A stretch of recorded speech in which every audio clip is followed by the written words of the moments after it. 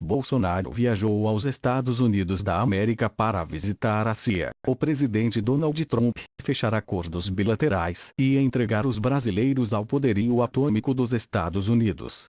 Este fato lamentável na geopolítica ficará marcado na história como o presidente que fez o Brasil escravizado novamente.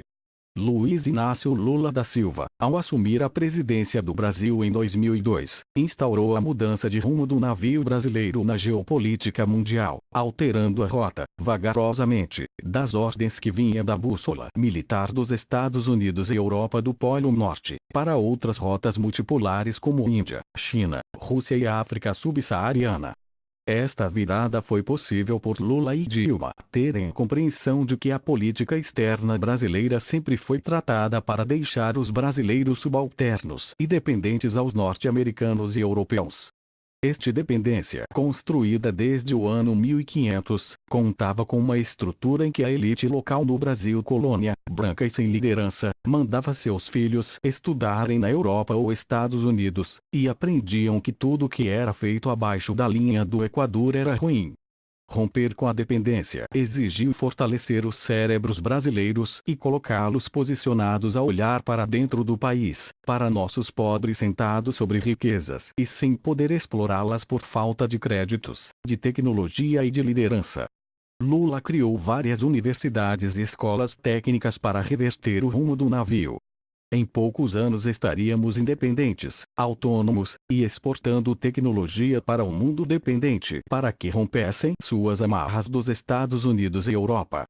Porém, tudo mudou no ano de 2006, quando o Brasil encontrou sua chave para abrir as portas do futuro. A arma de Lula para evitar a fome dos Rockefeller, os monopolistas da energia fóssil, e mover guerras contra o Brasil para jantar o pré-sal foi a diplomacia brasileira.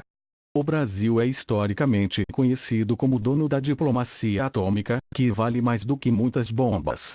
Em 2007 Bush e Lula assinaram um memorando de entendimento sobre a evolução de pesquisas em biocombustíveis, que o Brasil estava avançando a passos largos, e se comprometeu a compartilhar tecnologias com Estados Unidos e não se tornar um monopolista. Diferentemente, os Estados Unidos já estavam sentindo o cheiro do petróleo, nada diplomáticos, passaram a usar de suas armas para derrubar Lula e abocanhar o pré-sal sem chamar a atenção internacional. A diferença da estratégia de Lula/Dilma e de Bush/Obama foi que o Brasil queria e podia ser independente dos Estados Unidos e da Europa, mas para isso precisava formar uma nova geração de brasileiros independentes, e os Estados Unidos fariam de tudo para sabotar o plano. O Brasil não precisava ficar de joelhos em frente aos monopolistas norte-americanos, aos barões do petróleo, que fazem guerras contra o mundo para garantir que os Rockefeller dominem as reservas de petróleo do planeta para controlar as economias e manter o regime de escassez de uma matéria-prima energética que é, na verdade, abundante. Ou seja, controlando as reservas de petróleo no mundo e militarizando as jazidas e rotas de exportações do petróleo, os Rockefeller garante aos Estados Unidos o monopólio da energia fóssil e a subalternização do mundo ao dólar. Caso algum país saia da armadilha do dólar e venda petróleo em qualquer outra moeda, os Rockefeller perdem o monopólio e os Estados Unidos perdem o controle da energia. Lula e Dilma driblaram esta armadilha com diplomacia, mas sabiam que os dragões estavam famintos.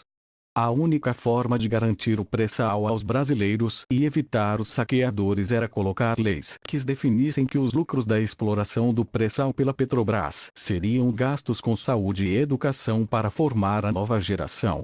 Com isto, o Brasil seria um país que teria desatrelado seu petróleo do dólar dos Estados Unidos e de sua dívida pública estratosférica que deverá ser paga um dia por cada cidadão norte-americano. O Brasil, neste plano, poderia filiar diretamente o petróleo a cada brasileiro, no presente e no futuro, que teria sua saúde e sua educação como ativos que lastreariam a dívida pública brasileira. No sentido de, sim, gastamos nossos lucros com petróleo em pessoas que em uma geração passam a criar riquezas para o país. Mas a estratégia foi boicotada pelos militares brasileiros que sofrem de síndrome de vira-latas. General Vilas Boas e seus seguidores Heleno e Mourão não entendem como funciona a maior arma de defesa do Brasil, a diplomacia. Os militares fazem parte da rede de informações dominada por paranoicos, e não percebem que a diplomacia exige o jogo de cartas na mesa e depósito de confiança no suposto inimigo, observando como parceiro em algumas jogadas, e outras não. Os militares jogam a partir da premissa amigo e inimigo. E no caso das armas, amigo é aquele que pôde vencer a guerra. No caso dos militares brasileiros, o raciocínio é raso, considerando amigo quem tem mais bombas atômicas, sendo que o Brasil não possui nenhuma dessas armas nucleares e por isso precisaria se aliar ao fortão da escola. A subserviência dos militares brasileiros aos norte-americanos começa, portanto, na insignificância militar e despreparo diplomático. Agrega-se a isso, ao fato de usarem metodologias de planejamento antiquadas e completamente previsíveis. O Brasil não possui sistema de georreferenciamento, por exemplo, e para soltar qualquer míssil, é obrigado a pedir emprestado satélites dos Estados Unidos, Rússia ou China. O alinhamento aos Estados Unidos também advém da formação dos militares brasileiros, que é eurocentrada e norte-america-centrada. Justamente o que Lula e Dilma estavam tentando alterar, com o apoio de membros das Forças Armadas que entenderam os propósitos de Lula e Dilma, como Otton Silva, ex-almirante da Marinha Brasileira, que se dedicou à sustentabilidade brasileira em pesquisas atômicas, mas foi preso pela Operação Lava Jato. Talvez uma nova geração de militares pudesse, no futuro, retirar o Brasil da dependência canina aos Estados Unidos e Europa, mas vemos que não houve tempo suficiente, pois Vilas Boas e seus vira-latas adestrados usaram Bolsonaro e demais retardados políticos para tomar o poder e permanecer nas sombras, ao estilo de ex-tante dos Estados Unidos, onde os milicos escrevem os discursos que o presidente lê frente às câmeras.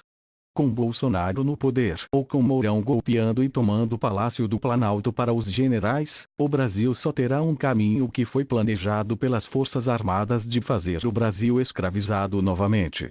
Em inglês, Make Brazil a Slave Again.